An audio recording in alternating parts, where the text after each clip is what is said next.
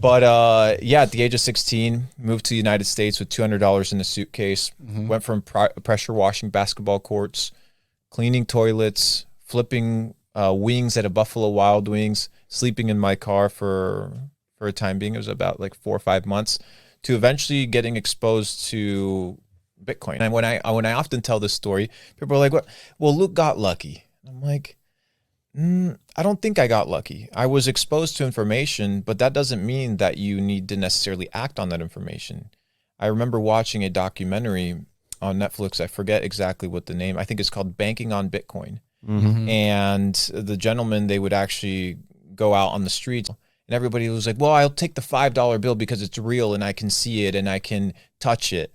So a lot of people were exposed to the opportunity, but not everybody capitalized on the opportunity. I remember being in a situation whereby in the United States, I don't know how it works in the Netherlands, but if you wait tables or if you work in a restaurant, you get your cash tips. So in the United States, it's a tip system. But every day, the restaurant gives you those tips. That is your payday, basically. I would drive to the ATM and I would deposit that money.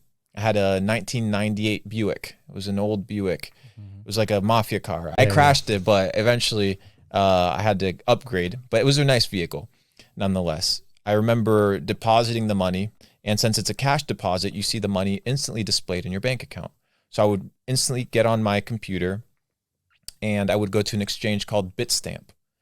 And Bitstamp was an OG exchange. You know, it doesn't have a lot of liquidity or popularity right now. But back in the day, you could use your debit card to actually purchase Bitcoin on that exchange. So I would every single day use 50% of my money that I would make that day to buy Bitcoin. You know what I mean? At that time, it was couple $100, $500, $600. This was the end of like 2015, 2016. So pre the bull run of 2017, 2016, I got exposed to e-commerce through a couple of buddies, through the internet, which it was pre-popularity, if you may call it. It was pre all over YouTube, all over dropshipping. There wasn't a lot of infrastructure, and people on that side will be like, well, you got lucky about that as well. You got access to e-commerce when it was fairly easy. And once again, what I say to that is, just because it was accessible, it doesn't mean it was easy. Why?